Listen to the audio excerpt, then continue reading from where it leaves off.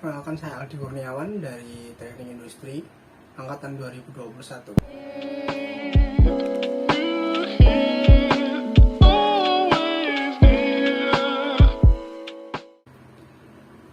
Penyidik pada Direktorat Tindak Pidana Ekonomi Khusus Badan Reserse Kriminal atau Bareskrim Kepolisian Republik Indonesia atau Polri menjerat Development Manager Platform Binomo Brian Edgar Nambaban dengan sangkaan melanggar Undang-Undang Informasi dan Transaksi Elektronik atau ITE serta UU Tindak Pidana Pencucian Uang atau TPPU.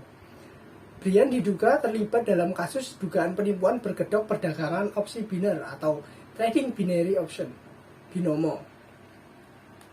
Atas perbuatannya disangkakan melanggar pasal 45 ayat 2, Jangto pasal 27 ayat 2 dan atau pasal 45A ayat 1, Jangto 28 ayat 1 Undang-Undang Nomor 19 tahun 2016 tentang perubahan atas Undang-Undang Nomor 11 tahun 2008 tentang informasi dan transaksi elektronik.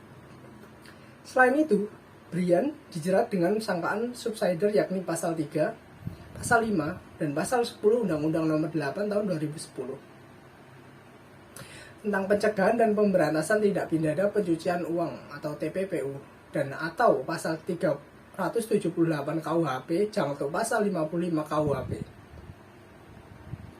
Adapun hukuman yang ideal untuk pelaku tersebut yaitu penyitaan seluruh aset yang dimiliki dan seluruh nomor rekeningnya serta ancaman hukuman penjara 20 tahun.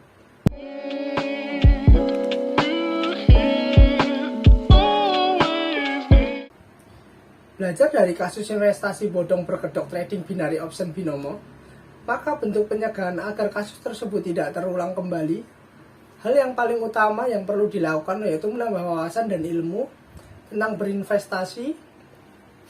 Adapun tips berinvestasi yang benar yaitu dengan mengenali profil resiko pribadi, berinvestasi bukan dari hasil utang, monitor investasi secara reguler, konsisten berinvestasi, berorientasi pada investasi jangka panjang, dan yang terpenting, memperhatikan faktor legal dan logikanya.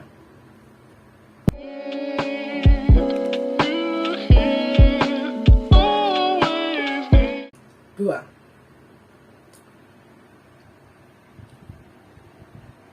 Big Data adalah istilah yang menggambarkan volume besar data, baik terstruktur maupun tidak terstruktur.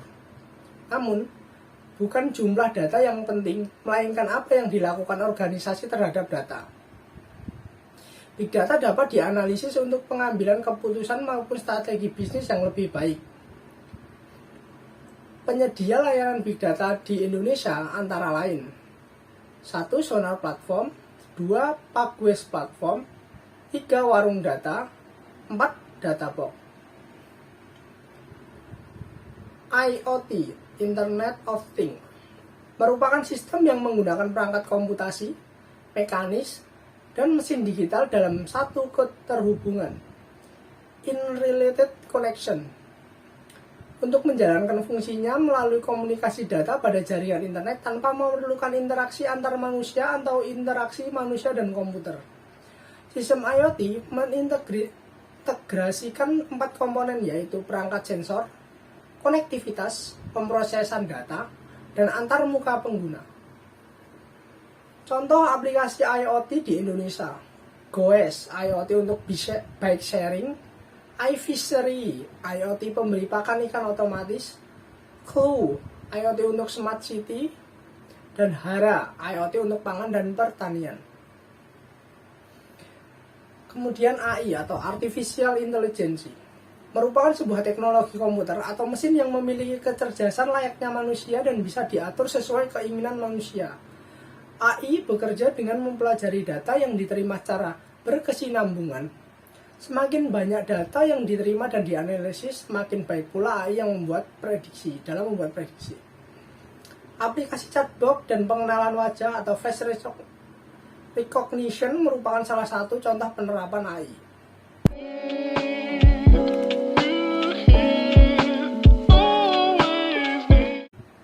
3. Beretika di dunia maya tidak kalah penting dengan beretika di dunia nyata. Dikarenakan di dunia maya, kita berinteraksi dengan orang lain bukanlah dengan sistem bot, di mana apa yang kita katakan bisa saja mempengaruhi kehidupan orang lain. Adapun contoh bentuk etika yang benar untuk diterapkan di dunia maya yaitu ingatlah keberadaan orang lain. Berpikir dulu sebelum berkomentar. Gunakan bahasa yang sopan dan santun. Menjadi pembawa dalam diskusi yang sehat. Jangan menyalahgunakan kekuasaan. Hormati waktu dan bandwidth orang lain. Bagilah ilmu dan keahlian. Hormati privasi orang lain. Maafkan jika orang lain membuat kesalahan. Dan taat pada standar perilaku online yang sama kita jalani dalam kehidupan kita. Dan juga bijaklah sebelum mengunggah di media sosial, karena begitu konten dipublikasi, maka orang-orang akan melihat jejak digital kita dan akan selalu berbekas.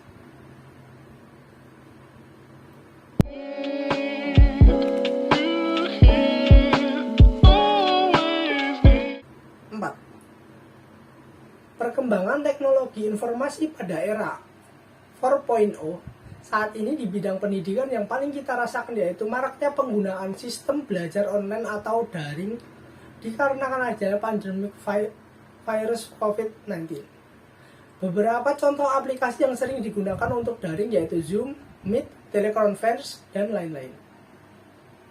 Selain di bidang pendidikan, perkembangan era 4.0 juga terjadi pada bidang industri, di mana saat ini sudah banyak terobosan-terobosan baru di industri. Contohnya pada industri manufaktur ada penerapan AI untuk digunakan dalam mesin produksi. Ada pula mesin cetak 3D atau 3D printing di mana desain digital yang telah dibuat diwujudkan menjadi benda nyata dengan ukuran dan bentuk yang sama dengan desain sebenarnya atau dengan skala tertentu.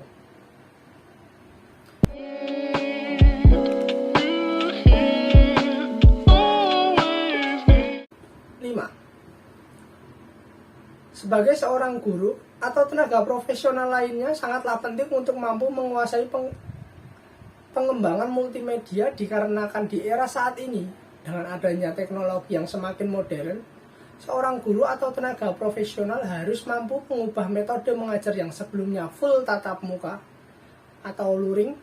Dengan adanya pengembangan teknologi saat ini, belajar bisa dilakukan tanpa bertemu langsung atau tidak perlu tatap muka dan dapat dilakukan di mana saja.